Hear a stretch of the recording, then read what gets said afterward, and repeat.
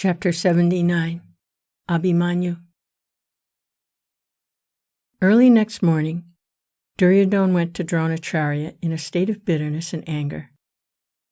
After the customary salutation, he addressed him thus in the presence of a large number of generals.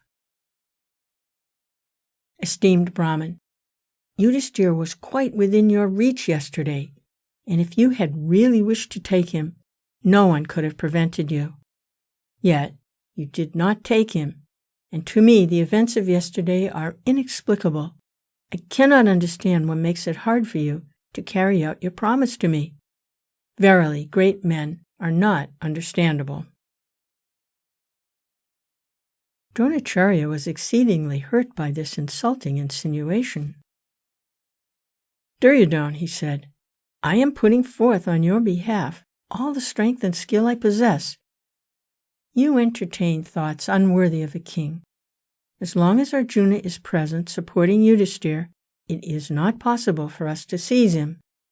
I have told you that already.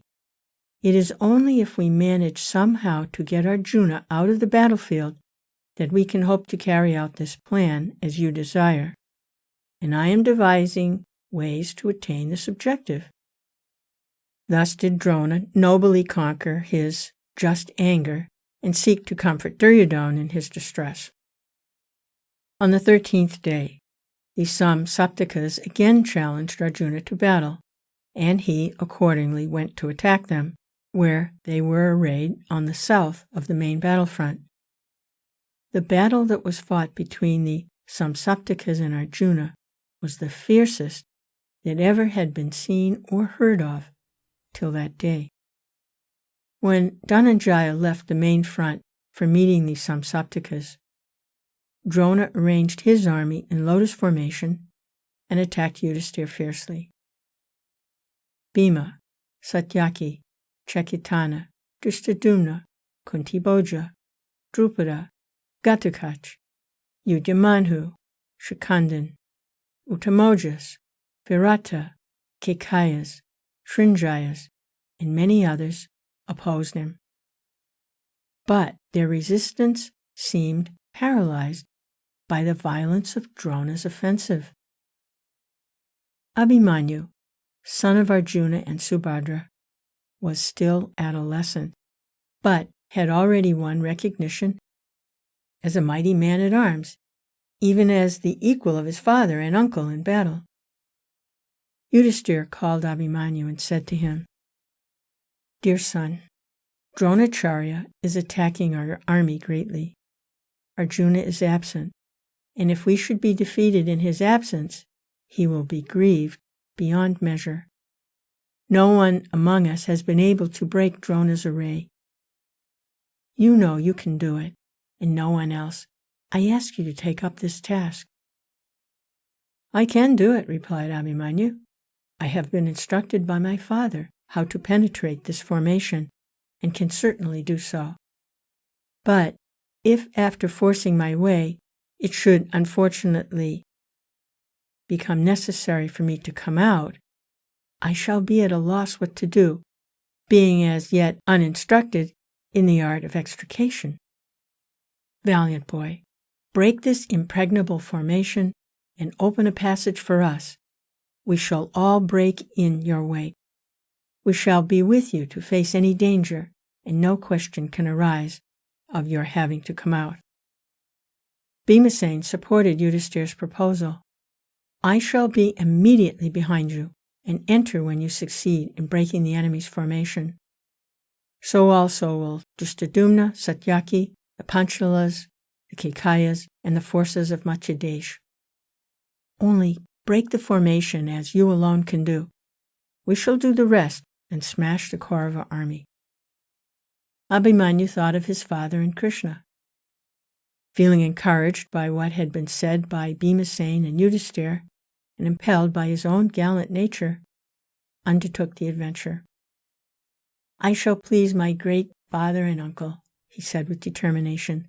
Let my valor be staked on this.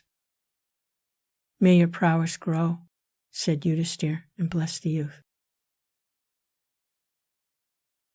Sumitra, seeing Drona's flag flying there, "Drive straight and fast to that point," said Abhimanyu to his charioteer. "Faster, faster," urged Abhimanyu as they sped along. "May the gods protect you," said the charioteer. "Yudhisthira has placed a very great burden on your young shoulders. Think well before you pierce Drona's array and enter. The Acharya is unrivaled in skill and experience, while you, although his equal in valor, have not had his long years to back it." Abhimanyu smiled and replied, "Friend, I am Krishna's nephew and son of Arjuna, am I not? Which other has this advantage? Fear dares not approach me.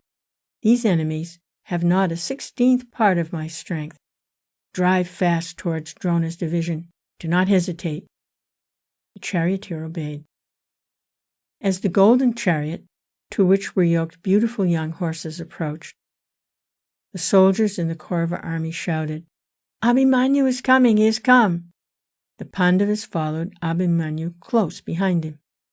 The Kaurava warriors were perturbed as they saw Abhimanyu's chariot approach them with great speed. "Here is one greater in valor than Arjuna," they thought, and began to lose heart. Like a young lion on a herd of elephants, Abhimanyu rushed on. There was a ripple in the Kaurava ranks which bent under his headlong onslaught. The bend soon became a break, and under Drona's very eyes, the formation was breached and Abhimanyu entered. But the breach closed under the inspiration of Jayadratha, king of the Sindhus, before the other Pandava warriors could force their way in, according to the plan, and Abhimanyu was alone. Kaurava warriors opposed him, but they fell like moths in the fire, one after another.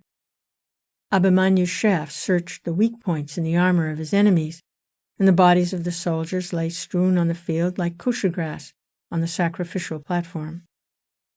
Bows, arrows, swords, shields, javelin, pieces of harness, chariot canopies, axes, maces, spears, whips, conches, along with severed heads and limbs of slain warriors, covered the field.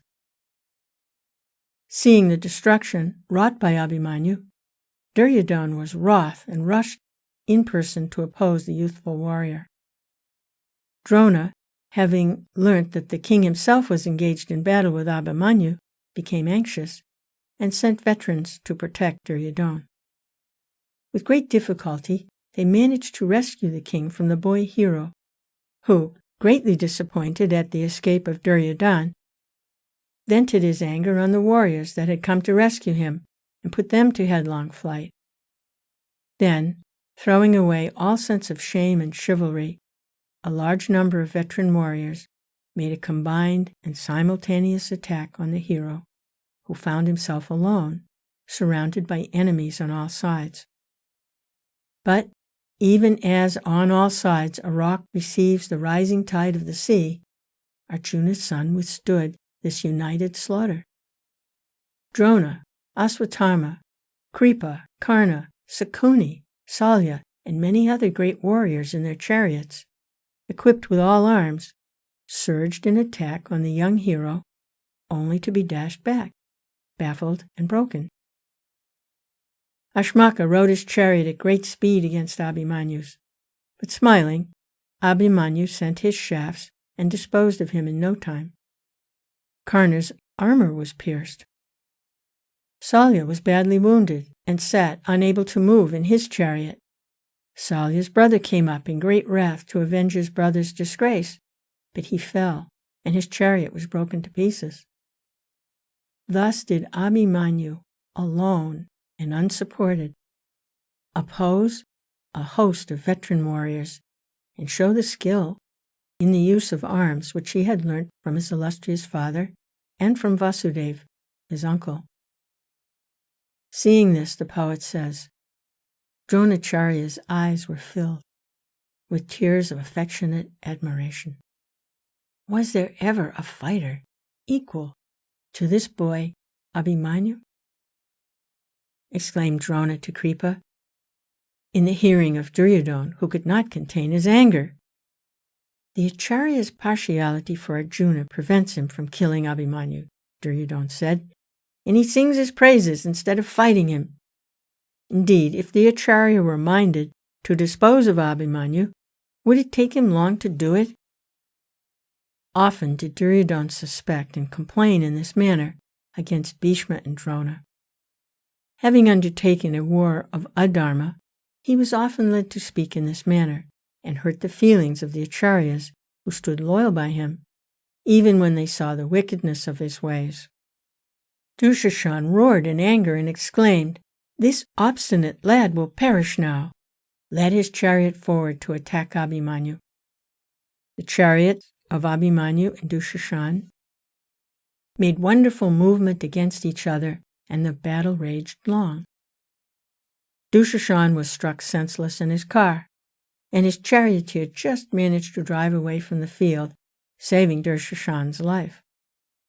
Karna attacked Abhimanyu with his shafts and harassed him greatly, but one of Abhimanyu's arrows felled Karna's bow, and the young warrior followed up this advantage so vigorously that he put Karna and his supporters to flight. The Kaurava forces, when they saw this, were completely demoralized.